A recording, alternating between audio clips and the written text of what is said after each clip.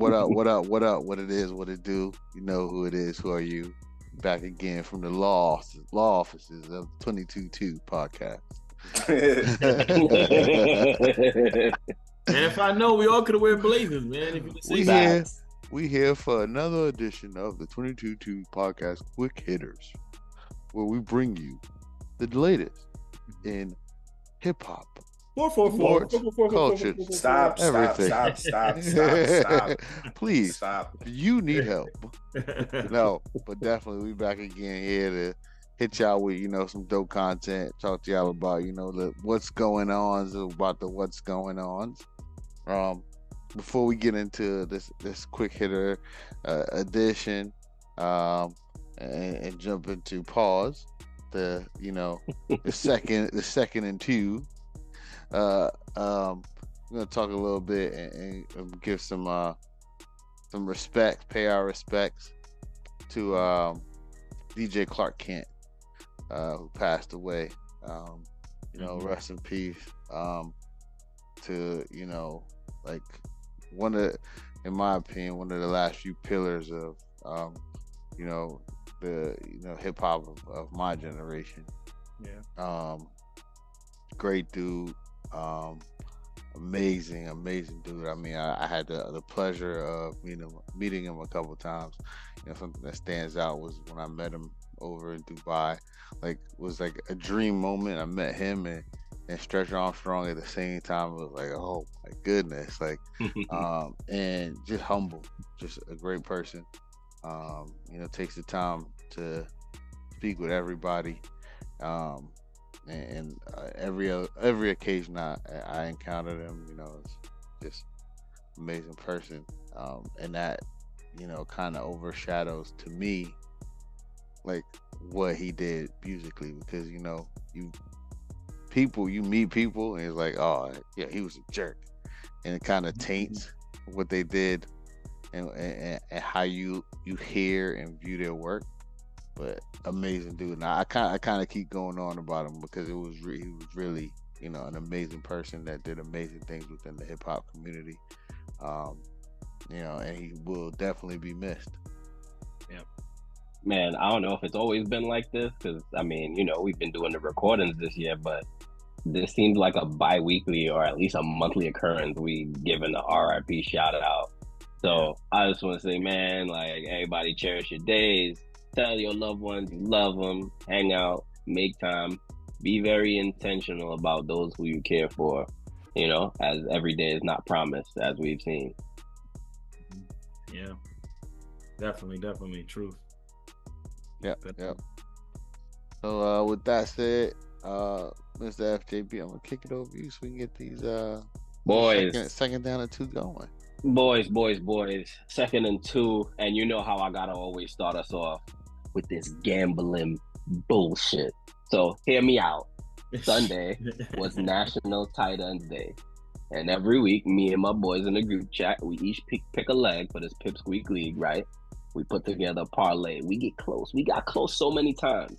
National Tight Ends Day, I had an insane parlay together, waiting on you, Jake Ferguson. So I said good morning to everyone on Monday except Dak Prescott, because he could not find you in the end zone. To make matters worse, I wake up on Monday and DraftKings has it right there beautifully tweeted out. One young man had about an 8 to 10 leg parlay with all tight ends to score. $10 brought him back $185,000. So I'm very, very upset this week. I'm very, very upset. But anyway, National Tight Ends Day, a lot of scoring around the league. Sunday was crazy. I looked on the board. Every team was just scoring touchdowns. You have bomb plays, short plays, running backs coming through, making it happen. Tua came back. That team, it's crazy how Miami is just a completely different team with Tua standing behind center.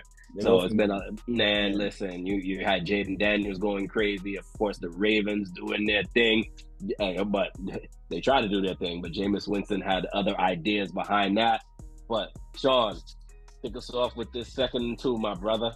Okay, 2nd and 2, you got Jalen Hurts putting the hurt on the Bengals with those white jerseys. They fired though, but they had to go down in flames. Yeah, that white jersey. Listen, three rushing touchdowns, 16 to 20, 236 yards on the tud. They tried to hang in there. Joe Burrow played well, but to no avail. They went down 37 to 17.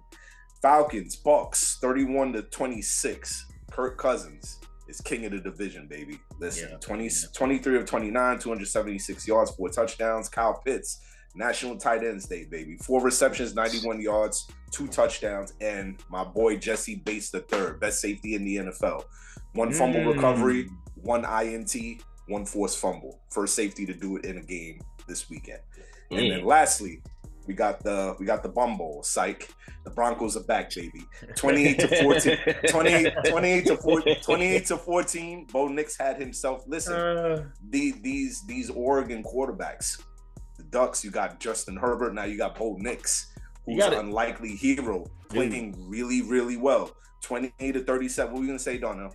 No, I was gonna say they were showing a list of the Oregon quarterbacks that have been Marcus Mariota, Joey Harrington, Herbert, Bo Nix recently, Dixon. You know what I'm saying? So they've had a lot of guys come through that Oregon putting some quarterbacks. And the last 2 QBs are doing it well, and especially Bo Nix, 28 to 37, 284 yards, 3 touchdowns, and a rushing touchdown, 4 in one day. And listen, and the Broncos defense is balling. But listen, the Panthers, they look them to be a lottery team again, top 3 pick. So I turn it over to you, FJB. Yeah. Maneuvers. Talk to me. There was some more games on the schedule. I know it wasn't just those 3. Nah. We had the Bills versus the Seahawks. And James was cooking. James Cook averaged 6.5 yards per carry. He had 2 touchdowns. Josh Allen added 2 passing touchdowns, and the Bills grounded the DK Metcalf calfless Seahawks 31 to 10 to improve to 6 and 2. Seattle falls to 4 and 4, but you know what I'm saying, don't count Geno out, as we have learned. They may still make a run, late season run. And then the Ravens. It was Sunday at the Dog Pound. So the Ravens got into a dog fight with the Browns and their associate pastor. and his unwavering faith, and they took an unexpected loss. The Ravens fall to 5 and 3, and the Browns improved to 2 and 6 behind Jameis Winston and his 3 touchdown passes. Man, this is the second year. 3 touchdown passes. This is the second year in a row. And a touchdown from the Lord. Deshaun Watson has got hurt, and backup has come in and shown that they can command the offense in a way that Deshaun can't. Then we go over to Spencer. He didn't look as rattled as he always do. But the once high-scoring Saints couldn't produce a touchdown against Justin Herbert and the Chargers. Yeah, the Saints looked like they were going to tear up the league with that offense, and they couldn't even. They scored on a safety though. Anyway, they fell to 2 and 6, and the Chargers improved to 4 and 3 behind a great, performance from that Oregon quarterback and Lad McConkey. Running that ball, man. Yeah. So I'm gonna turn it back over to you, FJB. Me? Why me? What is that? Why he said fuck me for? Darnell, hit me. We had some more games on schedule. Darnell, talk to me.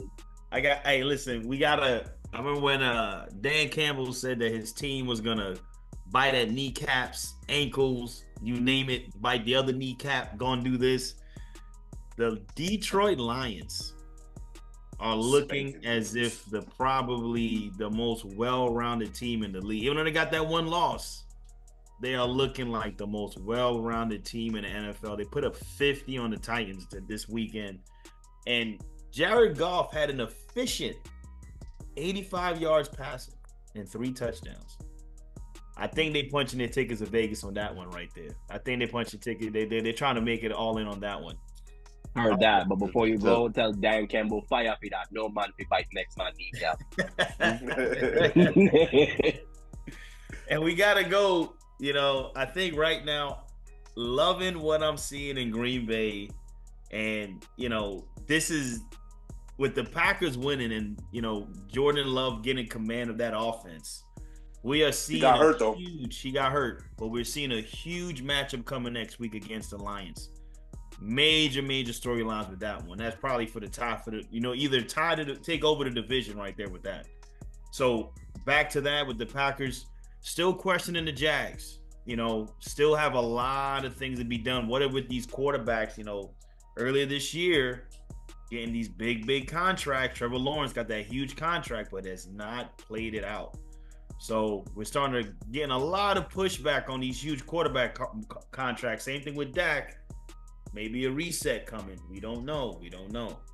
And third, I gotta say, you know what? Respect for Tua coming in there and controlling that offense. The Dolphins look like a completely different team, but we gotta call on the page master, Kyler Murray, hooking up, throwing over 200 yards to his main wide receivers.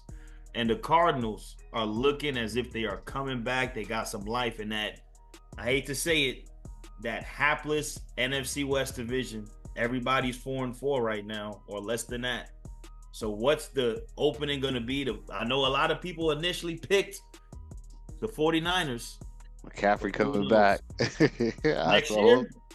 After the bye week. McCaffrey's back. He came back. I thought he was still in Germany. McCaffrey's back. McCaffrey's coming back. I seen his brother. You sure it's McCaffrey's that coming McCaffrey back, or the running back McCaffrey? And George Kittle looked like a sprinter. He's still there. He still got it. He caught a pass. I'm like, is that Kittle? He still got it. Yeah. Hey, back to you, FJB. Yes, sir. Rams, Vikings, prime time on Thursday. Sean, we spoke about this. When the Rams are healthy, they are just full of dog. Cooper Kupp and Puka Nacua picking right back up where they left off. Puka, 7 receptions, 106 yards, 5 and 51 for Cooper Kupp with a touchdown. And Kai Williams, every single week, this dude is making his impact felt. 23 carries for 97 yards. He didn't get in the end zone this weekend, but hey, he's allowed an off weekend if Cooper's going to catch one, because Kai is literally in the end zone every single weekend. Yeah. We just spoke about them Cowboys, Niners and Cowboys, 30-24. And of course, I got to bring it back up because Dak couldn't find Jake Ferguson in the end zone. This guy's got me tight. Cowboys got no run game. Their only weapon on offense seems to be CeeDee Lamb getting over 100 yards receiving again. Jake Ferguson trying to do what he's trying to do, but they really have nothing else. I don't know. What more can you say about the Niners? Jordan Mason gets hurt. It's always next man up. Isaac Guerrero, 14 carries, 85 yards on the ground. You go from McCaffrey to Mason to this, and then now you got McCaffrey potentially coming back after the bye week. That team looks like they might be poised to make a run. No Brandon Ayuk, but you still got Debo, you still got Kittle, and if you got CMC, that's more than a lot of teams have, so you got to make it work. Monday night prime time, the boys' chat was all over the place. We were confused. I was watching hoops. Sean was watching the Giants and the Steelers, maneuvers, and Darnell over here watching the Yankees game. I was watching New York. both. New York. We took a big L. We took big L's on Monday. Yankees lose. Knicks lose. First Giants time. What in history? Najee Harris, 19 carries, 114 yards. Look, the Steelers are doing what they know how to do. They're playing really, really good defense. And of course, that settled the game. TJ Watt with the strip sack fumble and recovery all in one. That dude, Aiden Hutchinson could have won Defensive Player of the Year if he stayed healthy. But TJ Watt looks poised to make another run at it. This dude's been balling. You see why Mike Tomlin went with Russell Wilson over Russ is Justin Fields. Justin that, Fields. Yeah, that back cooking again. big He's playability. back cooking again. Listen, he gets 2 or 3 of those plays every game where he scrambles out the pocket and throws a bomb for 50. Of course, he finds Calvin Austin in the end zone. And listen, you break the game open by doing that. If you got Najee getting over 100 on the ground, what more do you want? You got your defense, you got your big playability, and you got the run game. That's literally all you can ask for. You know, Mike Tomlin is Mr. 9-8. He can't finish under 500 even if he tried. So the Steelers look poised again to make another run into these playoffs. But boys, where did we end off Sunday night? Game of the week. Or Sunday afternoon, I should say. Game of the week. Game of the year. Play of the year. Play of the year, bro. Of course, was the battle of the rookie quarterbacks. All leading up to it all week. We weren't sure if Jaden Daniels was going to play. You know, he had the rib bruising. We weren't sure. Game time decision. We saw them wrapping him up with them ace bandages on the sideline, but we definitely wanted to see that head-to-head matchup. Bears, Commanders, Tyreek Stevenson. What are you doing, my boy? What are you doing? He was waving. He was waving. Taunting and waving the fans, not paying attention to the final play of the game. Can't even get back into the play to knock the ball on the floor. The ball goes right into the end zone. 60-yard Hail Mary touchdown. Boys, talk to me. Maneuvers. You look like you want to hop right in there. Pause. Kick it off. I just gotta say this. Like, that Hail Mary is like, I've seen that happen so many times in flag football. Like, that does not happen in NFL. In NFL. Like, maybe in college. Maybe in college. Yeah, maybe in college. It's crazy. Like, it was like, and if you really look at the replays, like, they had a receiver in the back of the bunch and a receiver in the front of the bunch to catch it if it caroms either way. Like, you know, it is amazing that plays like that happen. But that's why you play to the clock. To not even to the clock on zero. You don't even play. Yeah. You play to the final whistle because triple zeros. That's true. And Daniel was still scrambling around on triple zeros. Triple zeros. Yeah. What an effort by him. I think the most amazing thing to me was the throw. Like, that was a hell of a throw too. Like, after all of that, you know what I'm saying? Wait till that moment and like if he had thrown it any earlier or any later, who knows what would have happened. But like, he had an opportunity to throw it earlier in the scramble and he didn't. Yeah. It was perfect. It was a really good throw. And the Redskins are the who? The Redskins, the Commanders.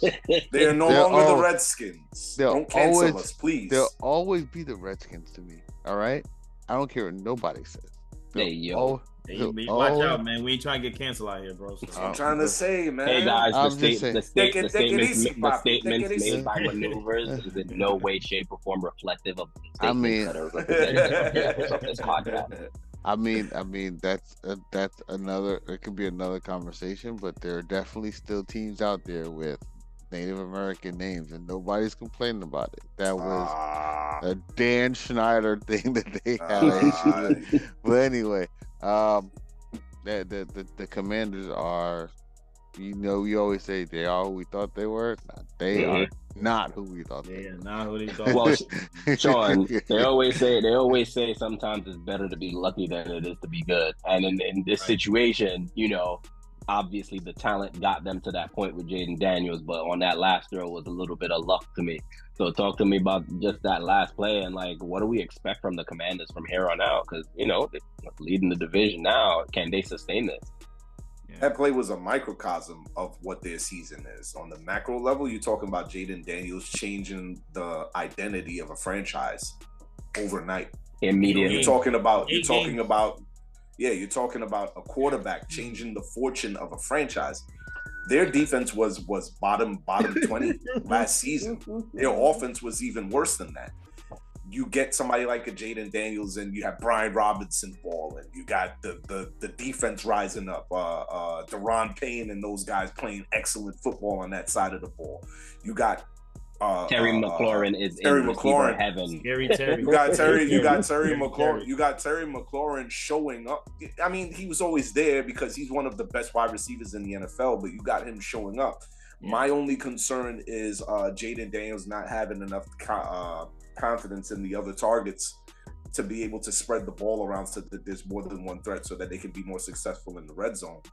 But I think that he brings hope where, you know, it wasn't there before with the Commander. You see Commander fans coming out of nowhere. Rosenberg going crazy from Hot 97. You got Josh Hart proud to wear Commander's jersey now. So, you know, they're number one in the NFC East with good reason, because they've been outplaying teams, and a number one reason for that is the quarterback. And that just goes to show, in stark contrast to the New York Giants, you have a quarterback that can create hope, that can create plays, that can give guys the energy that they need to be able to step out on the field and say, you know what, if we give this guy multiple opportunities, we will have a chance to win the football game. That's the end result. Shout out to Jaden Daniels. As much as it hurts me, shout out to Jaden Daniels and the Commanders and how well they've been performing this season at the halfway point. Nice. Darnell, are Bears fans seeing enough from Caleb Williams? We talked about this too, right? A couple weeks ago. We always say, like, we can't expect them. Jaden Daniels is a welcome surprise for the Commanders, but we can't expect guys to come in and be top 5 immediately. You just want to see that consistent progress and then moving upwards in the trajectory. Yeah. Are they seeing enough from Caleb Williams? Although they lost this game, they're still right within striking distance to still make the playoffs. That whole division is lockstep with each other when it comes to wins and losses. So what does the Bears fan feel like when they woke up on Monday this week? You know what? As I said, like, other than that bad defensive play call and, like, you know, just poor lack of discipline on that last play, you know what I mean, on that last drive, I think the Bears should feel okay. You know what I'm saying? Like, I would say for the well enough to win the game. Mm-hmm. Yeah, you did well enough to win the game, you know, and it's almost as if, like, you know, look back at last year, that first overall pick moniker takes a lot, you know, and we see right now with Bryce Young, you know, how he's doing compared to CJ, you know, like, all the pressure was on the number 1 overall pick. And we know the talent that Caleb has, you know, and he's going to showcase it gradually as the Bears get better. You know, they do have a banged up offensive line right now. And I think eventually, once that line gets there, and he could beat Caleb Williams, because he looked really good in a couple of games, you know. Right now, it's just a contrast of what he's doing, similar to as well with the RG3 and the Andrew Luck year. You know what I'm saying? Like, they both lit it on fire, but someone's always going to hold that title of being, you need to be the son, like, you have to be it, you know. But I think the Bears as a whole, as a franchise, considering where they were last year compared to now, progress is being made. You know, like, after 8 games, you would have said, hey, you know what, we're 5-3, possibly looking at a wild card position. You just never know, you know. So Caleb's going to get better. I do believe they got the talent around him, you know, and the defense is going to eventually get better. You know, Eberflus is going to get his guys back on track. But I would say the state of it, as the Bears, first time having a franchise quarterback since McMahon, I think they can live with that right now. Whoa, hold on now. Don't even go wash your mouth out with soap, man. Don't go wash your mouth out with soap. I do got to say something though, because I think Caleb, yes, there's, you know, things are looking bright for him. As a Bears fan this season, there is one thing that I would question. I would question the coaching. They did everything that they could have to win that game. I do think, like, the 2 glaring mistakes for me are coaching, things that coaching should fix. One, and I sent this in the group text, like, don't get cute. They got cute on the goal line and try to give it to an offensive lineman, and he fumbled the ball when they should have scored. I think that was a bad coaching decision. There's no need to get cute. I hate it when NFL teams try to get cute. Like, try to play football. Surprise somebody. Yeah, just play football. Play football. Right. And then 2 is, like, if you have a defensive player that is literally out of the play, like. Yeah. Where's the coach? where's the coach on the sideline yelling and making sure that player stays engaged, and beyond that, like where's the discipline that comes in practice, in training camp, in mini camp, Right. in film sessions, to not do that kind of thing and be prepared until the game is over. So the one thing that does scare me in Chicago is some of the coaching decisions and the coaching leadership. But other than that, Caleb, I think it looks good. And one last thing, I'll keep this short. I'm really watching Jaden Daniel and this rib injury and how Washington handles it, because they messed up a young quarterback before by mismanaging injury in RG3. But hopefully that's not a subject. We'll see. One quick thing, FJB, to your point. I don't think it's so much the coaching on the field in that situation rather than the players. Like, hey, bro, pay attention, eyes up. They're about to run a play. Get over here, because that was his man. That's the crazy part. Yeah, I mean, listen, they always tell you gotta play hard, play smart, play together, be aware, be alert. Like, you can't. They're literally snapping the ball. The game's not over yet. Clearly, they're gonna make an attempt here. You can't be doing that. But either way, you saw it in the Seattle. You saw it in the Seattle game where there's a first year guy who made a mistake, and the veteran, like, they was going at it on the field, like you can't do that, So those are a lot on the line. Either way, you got two rookie quarterbacks that are doing well, trying to push their teams towards the playoffs. But we got another rookie quarterback, and I don't know if he's gonna lead his team to any playoffs, because he just got benched. Anthony Richardson. I mean, I don't know, like this dude is either throwing a 50-yard dot or making one progression, taking off, and looking like he has no idea how to read an NFL defense. Right. It's literally feast or famine with this dude, boom or bust. Took himself out the game after a progression on Sunday. We got this quote here. We got a tweet from Pat McAfee, and I'm going to read it verbatim because I don't want to botch it. I had never seen an NFL QB tap out while still being healthy until watching Anthony Richardson. The quarterback is your franchise. The message it sends is loud and influential. Is Pat McAfee too harsh for that? Don't know. I think. Oof. I mean, oof.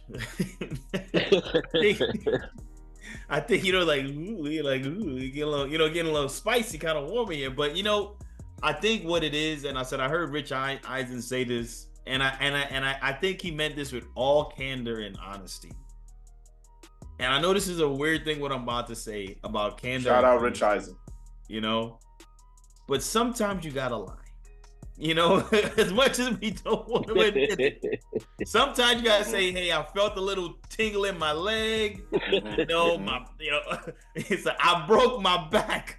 Spinal, you know what I'm saying? Bro, you gotta say something, but you can't say you tired, bruh. Like you look at the franchise. You look at his measurables. You the franchise. He's 6'6", 255 pounds. Like, you can't say that, so it is a reflection on, maybe I said, what is his message he trying to send to not necessarily the coach, but to the owner? Like what am I here? What do you see me as? So it's weird to him even say that, but I do appreciate him being honest, and I respect that. I gotta respect him for being honest about that, because he said he was tired. Listen, some of these young athletes need some media training, and I'm gonna liken this. Stay with me here. I'm going to liken this to the Charlotte Hornets, because this past weekend they came up with a huge W, and they were interviewing LaMelo Ball after the game, and the reporter said, "Saw you over there with Kemba Walker. Talk to me about that relationship now that he's on the staff." And LaMelo Ball said, "Yeah, I fuck with him. No, he gang, I'm gang. No, he gang, I'm gang. Oh, that's no, family." And oh no! Like, oh no! There has to be some level of professionalism here. Oh, he gang, gang is insane. But back to this game, Sean, I know you had a lot of thoughts here. Talk to me about this dude being tired, pulling himself out for progression, and like, where do we go from here? Because clearly we're gonna bring in Joe Flacco. He's showed that he can command this offense. The Colts will still be dangerous in that division to try to either, take over the top or get a wild card. Talk to me, gang. gang. Well, first of all, you talk about drawing parallels to quarterbacks that are deemed as the franchise, from Jaden Daniels to Anthony Richardson. Let's keep it real here. The Colts did not make plays for him while he was on the field. There were a lot of drop plays. There was a touchdown pass in the end zone. He's running for his life almost every single play, and it's because, again, to your point, FJB and Darnell, he does not read defenses effectively. Joe Flacco, on the other hand, when he was in the game, was a very effective quarterback and getting the ball where the ageless one. Be. Yeah, the playing DB well. dude. You know what I'm saying? Yeah. Oh yeah. Low key, the god backup quarterback of all backup quarterbacks right now in the NFL.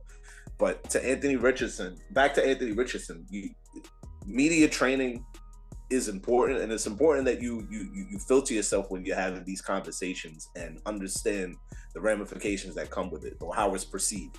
Right? How many times have we seen a player, leave the game during the game to go to the sideline? We're wondering what they went over for, and the coach either covers for them or they come up with some BS excuse that they're able to put forward so it doesn't look bad on the player themselves. You cannot get tired in the NFL. Yeah. You are a world-class athlete who trains in the off-season. You train during the week. Getting tired is not an option. If they're running a play to you and it is a run play and you cannot run, you let personnel know, I cannot run this play. Throw the signal, go like this. Yeah. But you get away from that. But ultimately, I think that one thing I wanted to touch on, Pat McAfee, he was a little critical of him, but rightfully so. As a former player, you don't say stuff like that. You know what I'm saying? At first, I was kind of taken back by it, but then I thought about it. So you know what? Pat's on to something. He put himself in a really bad position, and now he's got to wear it. I think that he's going to be a better quarterback and be a better individual when it comes to dealing with the media as a result of this. But, Joe Flacco is going to allow this team to take off because the Colts have really good defense. They have weapons on offense. Too. Yeah, nice receivers. Yeah, they got Michael Pittman Jr. They got Pierce. They got Pierce. They got a couple of Downs. They got a couple of guys, and they got Jonathan Taylor. So they got and a bunch of Pro Bowlers on the offensive line. So they can be a really effective team if they're given the opportunity with the quarterback that they have to Joe Flacco for now. Anthony Richardson's the future. Yeah, so maneuvers, does this speak more about his character, or just a young statement? He kind of don't know better. He needs a little bit more coaching up. Yeah, I mean, what is he? 21 years old? Come on, what are we talking about? Let's cut the kid some slack. I mean, no, I appreciate the honesty. I think it shows more about who he is as a person. There's a lot to say. I'm gonna say this, he didn't say the right thing, but what does saying the right thing get you anyway? Dak says the right thing all the time, all right, and he still catches shit for it. So I kind of get it. Like, I'm gonna say what the truth is. If I'm gonna hear it anyway, at least I'm gonna tell the truth. Right. I do think that McAfee probably wouldn't. I mean, you got McAfee speaking from the lens of a former Colt. He's embedded in the Indianapolis community. There's a lot of layers to that. He lives there still, right? He lives there still. There's a lot of layers to that. I think the best thing that I can really think of when I see what he did and I understand the impact and implication is, like, he got to be glad that he did that in Indianapolis. Right. Because if he'd have done that in Philly, if he had done that in New York, if he had done that, it's a few in places Chicago. in the league. Pittsburgh. Imagine if he did that in Pittsburgh. Like, there's a few They places. would have been cooked. like your career is over. Like you cannot, like you can't play here anymore. Like you see Kenny Pickett, like he just knew that. He knew it. He did. There's no way I can play in Pittsburgh anymore. I'm a crybaby. I can't play, you know. So you got to be glad that's where he did it at. But I still think the young man has a lot of growth. To do both as a football player and I mean, come on, he's what 21, 22? When I was 21, 22, come on, man. Saying and doing everything under the sun. Exactly. So cut him some slack. I understand the professionalism piece. I understand the media training piece, but like we're still human, and he's still a kid, you know. So all right, well, second big story coming out of this game, and fellas, give me a 30-second response on this. Stephon Diggs, unfortunately, is done for the year after tearing his ACL.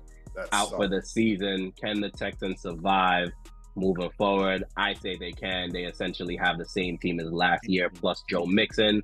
They wait a couple weeks till Nico Collins come back, and, you know, they essentially run the same stuff. I think they'll be okay. I don't think they're under any major threat in that division. Colts, Jaguars, Titans, it is what it is. Colts probably have the best shot to reach, you know, that division title, but I don't think that's going to happen. I think the Texans are going to be just fine. Darnell, what say you? Yeah, I think they'll be fine. I wouldn't be surprised based off the season they had last year, and they got a game coming up with the Chiefs in a couple of weeks as well. You know what I'm saying? So I wouldn't be surprised if they started making some calls here about, you know, which wide receiver might be available to them, you know. Start looking at the bottom feeders, you know, to try to see and develop that team and just give that other threat outside of Nico and Joe and, you know, Tank Dell. Tank Dell. And Tank Dell. Yeah. Was it Dalton Schultz? You got Dalton Schultz as Dalton well. Schultz. Dalton Schultz. Yeah. So you know, he was supposed to be that guy underneath that that helped them figure it out. All right. Yeah, good call. They kind of have to because Stephon Diggs was in a contract year. He is going to be a free agent this summer. Sean, what say you? I like the Texans to continue to keep the train rolling. Their defense is playing great. Dalton Schultz, got Tank Dell. Those guys are more than capable. You got Robert Woods, who is a very capable veteran that can play the role of what's his name on the outside. So of Nico Collins. So I think that they'll be successful. Maneuvers. Tank Dell got to step up. But what I really want to know is, can I get the science behind it? Can I get some numbers, some research on these ACL, MCL, non-contact injuries? Crazy, how right? They're just exploding in the league. I mean, he really wasn't even doing anything that crazy, and like what is making that happen? Like it was he wasn't even going full speed. It was like, what the hell? Real quick maneuvers. It's the quick twitch players, bro. Like if you see like the Odell Beckham, you know, these guys who rely on their quickness and quick burst moves. Even the most subtlest movement can cause a tear in one of their ligaments. It's terrible. I'm not a quick twitch. Now I was gonna say not only the quick twitch players, because you know, going back to basketball again, James Wiseman just tore his Achilles last week, literally backpedaling. No quick movement, so it's just like, what's happening? Yeah, I'm not a quick twitch guy, and my ACL said, I'm gonna take the rest of the year off. So, Unbelievable. But boy, somebody who came back who's also hasn't been a quick twitch player in his latter years, Aaron Rodgers and them Jets. 5 L's in a row. 5 of them, count them. 1, 2, 3, 4, 5 L's in a row. First quarter, Sean texted the group chat and said, how hilarious and believable would it be if the Jets lost this game today? And I was like, you know what? Very believable. And they go on to lose to the New England Patriots. Come on. You go out, you fire Robert Saleh because he's the problem. You go get Devontae Adams because you clearly don't have enough in the receiving corps, allegedly. And you come out and you lose to probably the worst team in the NFL. What's going on? That belongs to the Panthers. Let's be honest. I mean, are we really talking about the Panthers? We're splitting hairs. Splitting hairs. Nah. But maneuvers are the Jets the most disappointing team in the league? They are your Super Bowl pick, so you know we got to start with you.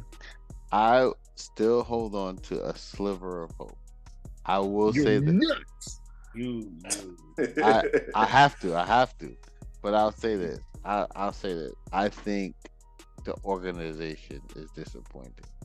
I think what's happening now, we're seeing the impact of firing a defensive head coach and promoting your defensive coordinator to head coach is that your defense suffers.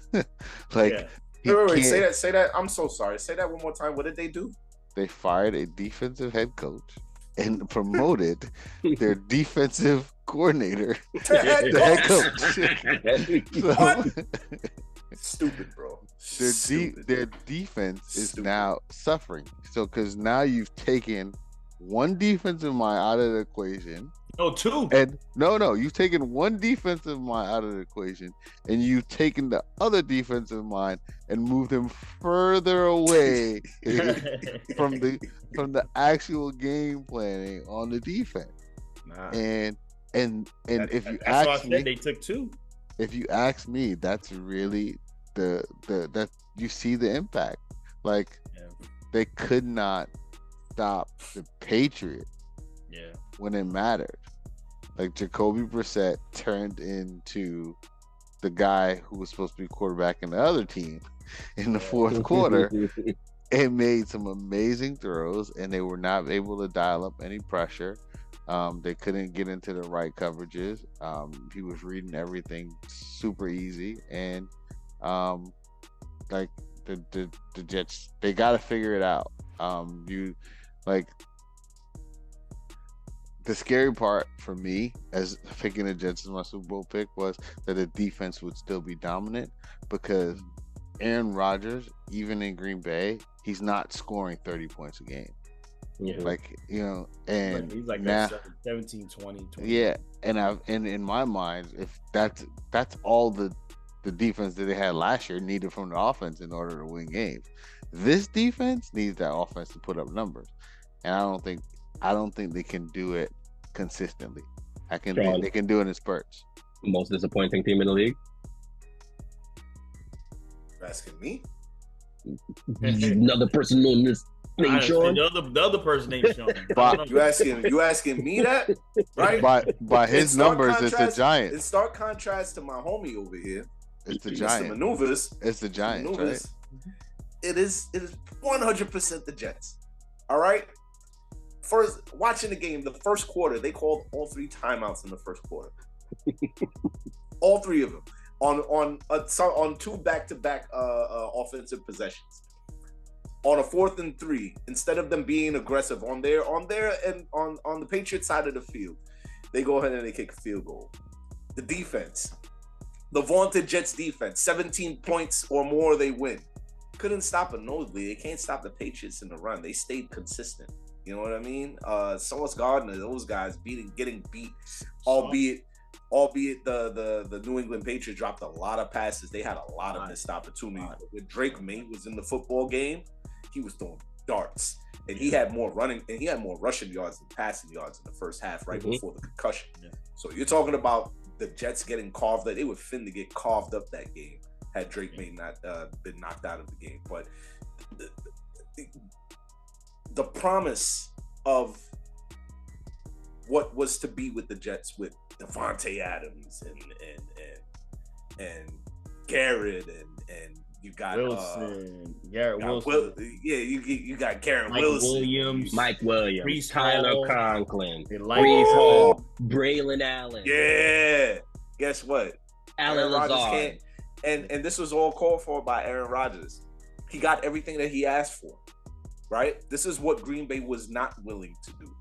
Yeah. And the Jets went ahead and did it, and they're getting Zach Wilson results. Yeah.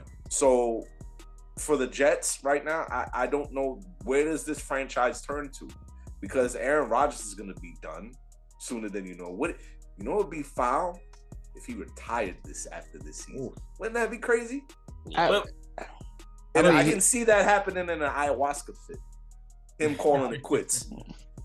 But in any case, yes, the Jets are in major trouble. I mean, all jokes aside, the Jets are in major trouble. They look like a team in disarray. They look like a rudderless team, and they got worse on the coaching end of the spectrum because of all the poor decisions and the offensive debacles and them not being able to call plays and get the right plays in situational football. They look bad, bro. They look poorly coached team. I wonder why. Darnell, give me one quick fix that will help the Jets if they want to make the playoffs. Rex Ryan. Woody Johnson selling the team. Wow. Wow. Yeah, he went all the way there. Hello. I said Rex Ryan. But yeah, as I said, not sexy Rex, not sexy Dexy, sexy Rex. With the feet. Yeah, you know what I mean? But no, it's all about You're supposed to get a dance, Sean. Yeah. You know what? And I said this might be a foregone conclusion, but Aaron Rodgers just needs to say, like, I made some mistakes and I thought there was and I think that's the problem, right? He's supposed to be a leader, and we've been trying. A lot of people have said he's not, and I don't think he wants to admit that he's not a leader. But this he quoted Christian Bale, said we have to walk. Not Christian Bale. He quoted Bane from The Dark Knight. Yeah, you know what I'm saying. So, and you got to just think, like, is Aaron Rodgers really there? You know what I'm saying? Is he doing this because he's got something he wants to prove? I don't know. But I can't say it, man. I can't call it. Well, I'm confused though. So much for them. Like you say, it's not Aaron Rodgers' fault. No. I said his lack of accountability. Only people accountable are the front office. Like, I mean, because Green Bay, no one questioned. They're fine. No one talked about his. They're all right.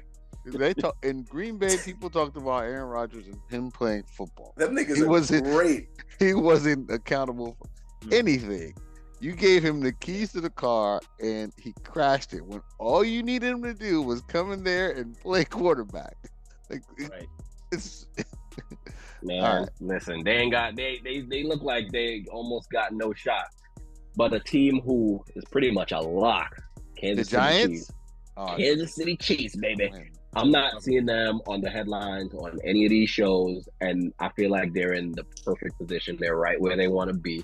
People know what type of timing they're on, but they're not, mainstream talking about them every weekend. They beat the Raiders 27-20. They got DeAndre Hopkins from the Titans. They're out there.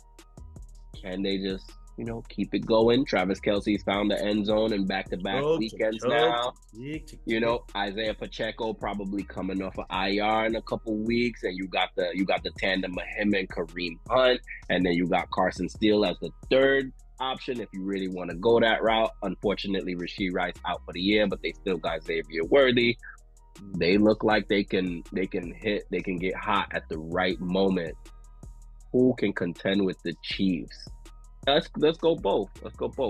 Who's the toughest? Who's going to be their toughest opponent to come out the AFC? And who's probably going to be their toughest opponent? Shall they see them in the Super Bowl? Sean, I'll start with you.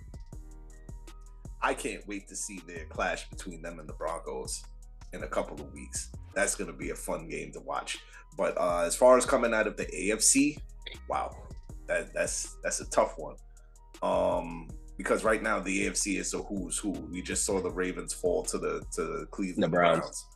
I would like to see a clash between them and the Bills. I think the Bills have a good shot because of the way that they can attack offensively. Do they play They do. They do at some point. But I like the Bills because of the brand of football that they're playing. They're going to get healthy toward the end of the year. I like Josh Allen. Amari Cooper, Coleman has looked like a dog. Shakir on the outside. I mean, working in the slot. I like that team, and their defense is beginning to round out. But as far as the NFC goes, you gotta go Lions, man. You know what I'm Best team saying? in football. The Lions are likely the best team most complete team in football right now in terms of how they're playing. You know, with Aiden Hutchinson being out was huge for them, but their defense is very physical. They stopped the run, which they couldn't do in years past. You might see Miles up there. Yeah, who? That was the rumor mill the other day. I heard Myles Garrett. The rumor mill I heard the other day. Myles get that, then the NFL would never allow that trade to pass. Yeah, it'll get to the league office and someone will put it in the shredder because Miles or Max. I'll be making some calls to the Raiders. Yeah, by the way, that happened to me in fantasy this week. I'll make some calls to the Raiders. But I like what the Lions are able to do. They are a model of efficiency. We saw it this weekend with Jared Goff. But the Kansas City Chiefs, again, they're like, kind of remind you of the Patriots, right? Yeah. The 2000 playing complementary football in the sense that you're not seeing Patrick Mahomes play his best brand of football, but you are seeing him making plays when they count. You're seeing Travis Kelce making plays when they count. He had 10 receptions this weekend for 90 yards and a tutty. All they doing is winning, baby, and their defense is playing great. So, you know, they're getting contributions from everywhere, but, you know, I see those two teams, and I like the Bills and I like the Lions. Darnell, biggest competition, AFC, NFC. I think NFC is the easy one right now, but I did have, you know what I'm saying? Like, I did have the Packers coming out of the NFC, representing the NFC in the Super Bowl. So I would say that NFC North division, you know, with the Packers and the Lions, and by a smidge, you know, like a smidge here. Vikings. Maybe the Vikings. I think the NFC North poses the toughest task for them. I had the Ravens seeing in the AFC Championship game, so I'm still saying the Ravens. You know, once they kind of figure out where exactly they want to be on this NFL tier, I think the Ravens, once they're cooking, they'll be good. But their biggest issue is their competition, you know, and how they just look down to people in their, you know. It's their defense. It's their secondary. Yeah, the defense is bad. It's bad. You know what I'm saying? But I still got the Ravens. You know, I like the Bills, but I would say the Ravens. I'll say the Ravens. All right. Maneuvers, take us out, and please just don't say Jets. And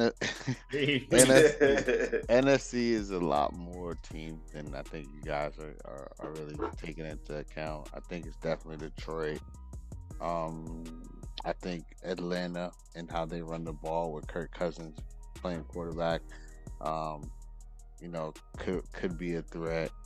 I definitely think the Commanders. Wow. Thank you for saying it, because I was gonna call them the Redskins again. Commanders. You're not gonna pick them, are you? No, I'm not gonna pick them. But I think the number one team that I think they're also kind of flying under the radar right now for the NFC is the Eagles. The Eagles are starting to look like they're kind of rounding into form, and it could be a scary team down the stretch. AFC. Oh, shame. AFC is, you know, you pick one of the juggernauts in the AFC and it could beat them. I think the Steelers behind that defense with Russ, you know, getting a little better every week, getting a little better. You would hope. He throws an amazing deep balls. Like it's that was crazy. You know, and then also, of course, you know, you got, you know, the who's who and the Ravens, you know, and I think a lot of people lose sight of is like, yo, the Ravens losing to the Browns to me is not like a big deal. It's you know, it's a division game. Like it's like, yeah, like I count every division game as a 50-50 chance. Like you're gonna win one, you're gonna lose. So I mean, we'll see. It's the season's still young, people. We got 10 games to go. Right, man. Season's still young in the NFL and definitely is in the NBA, fellas. Let's get some praying hands. Make sure the Knicks is good. We figured this thing out. We get some wins. But everybody, that was another edition of 2nd and 2, 4 Down Territory. Appreciate y'all. Tap in, listen, tell a friend to tell a friend. copy link, paste link, hit that send button, subscribe, like, comment, notification bell, TikTok, X, Instagram, YouTube. You know where to find us. As long as America wants have it. And everybody, no homo, get behind the Yankees for the greatest comeback in sports history. We're gonna get it done. Go Yankees. Yay. Serenity now. 22s. We out of here, y'all.